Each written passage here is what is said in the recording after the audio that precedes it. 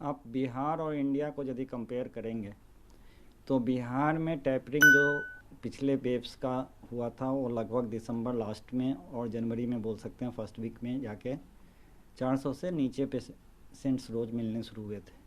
अब वापस आप 400 के आसपास में फिर पहुंच गए हैं डेली एवरेज। तो आपका केसेस नंबर काफ़ी बढ़ने लगे हैं। पिछले अप्रैल से कंपेयर करेंगे तो पिछले अप्रैल में बहुत कम केसेस थे, अभी ज़्यादा हैं।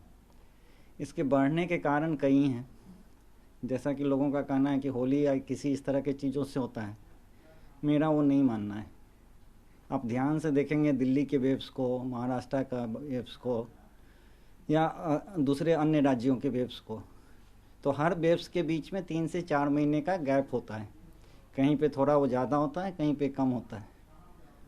तो इस बात को ध्यान से साइंटिफिकली एनालाइज करने पे ये समझ में आता है कि जब एक पिक वेव्स आते हैं इन्फेक्शन के, जब सोसाइटी के काफ़ी लोग इन्फेक्टेड होते हैं आपके, तो धीरे धीरे 4 महीने तक उनका हर्ड इम्यूनिटी जो बनता है सोसाइटी का, वो इन्फेक्शन तो स्प्रेड करते रहता है, लेकिन डिजीज़ के पेशेंट्स जो डेवलप होते हैं वो कम जाते हैं।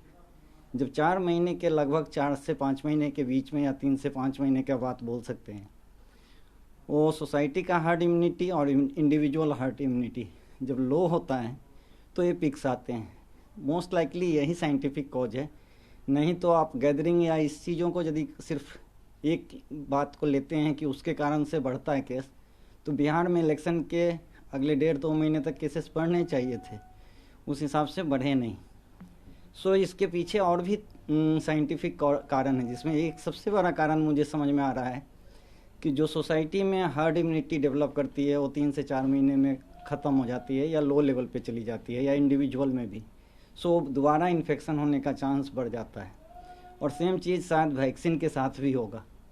तो अभी सबसे इम्पॉर्टेंट जो है, जो केसेस बढ़ रहे हैं, आप पिछले लॉकडाउन्स या दूसरे मेजर्स को देखेंगे तो 100% इफ़ेक्टिव नहीं हुए थे। सो सबसे ज़्यादा इफ़ेक्टिव चीज़ जो है ये हमारा मास्क है, और इस मास्क को जितने प्रॉपर ढंग से आप यूज करेंगे वही आपको बचाने की कोशिश करेगा। 100% गारंटी नहीं देगा, लेकिन आपको बचाने की कोशिश यही मास्क करेगा। सो मेरे हिसाब से आज के तारीख में एक पर्सनल इक्विपमेंट्स के रूप में ये सबसे इम्पोर्टेंट है। दूसरा, टेस्टिंग का जो प्रोटोकॉल्स हैं उसमें चेंज करने की ज़रूरत है, खास के बिहार के लिए। जहाँ केसेस पॉजिटिव आ रहे हैं या सीरियस पेशेंट आ रहे हैं, उनके कांटेक्ट वाले जितने लोग हैं या उनके कांटेक्ट ट्रेसिंग जहाँ जहाँ हो गए, वैसे पेशेंट्स और पॉपुलेशन को RT-PCR से स्क्रीनिंग करना चाहिए, ना कि रैपिड एंटीजन टेस्ट से।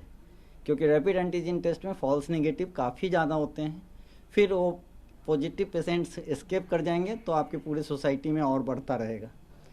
रैपिड एंटीजन का यूज ऐसे जगहों पे होना चाहिए प्राइमरी स्क्रीनिंग के लिए, जैसे कि रेलवे स्टेशन हो गए, एयरपोर्ट हो गए, बाज़ार हो गए, मॉल हो गए, वहाँ पे रैंडम स्क्रीनिंग के लिए ही होना चाहिए।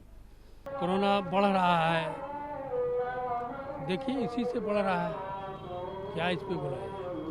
बाज़ार का भी हालत बहुत ख़राब है, बाज़ार में एकदम आदमी नहीं है, जाने नहीं है बाज़ार में, बहुत ख़राब स्थिति है। बाजार पूरी तरह से बंद ना हो, इसके लिए क्या सतर्कता बरतनी चाहिए लोगों को? बिल्कुल मास्क लगाना चाहिए। मास्क तो अब सावधानिक है, बिल्कुल सावधानिक है। क्या नाम है चाचा? क्या? क्या नाम है? मेरा नाम ऐनुल हक है। मास्क क्यों नहीं पहने हैं? यहाँ तो कोरोना पता नहीं चलता है तो मास्क काहे पहनेंगे? क्या है, कोरोना क्यों नहीं पता चलता है? कहाँ कोरोना पता चलता है? तेजी से बढ़ रहा है। अब भाई जहाँ कोरोना होना चाहिए, कलकत्ता में देखिए कितना भीड़ लगी हुई है, वहाँ कोरोना नहीं है। यहाँ मेला लगा हुआ है तो वहाँ भी कोरोना नहीं है। हाँ, सरकार का प्रचार हो रहा है तो कोरोना नहीं है। खाली पब्लिक के पूर्वक बनावे लगी निकल गया है। हम लोग यहाँ बैठे हुए हैं तो कोरोना है। कोरोना कलकत्ता से यहाँ का क्या मतलब है? कोरोना ऑल इंडिया में न है, न कि बिहार में है खाली, कोरोना तो ऑल इंडिया में न है। कोरोना के बढ़ते मामलों ने एक बार फिर से कहर बरपाया हुआ है।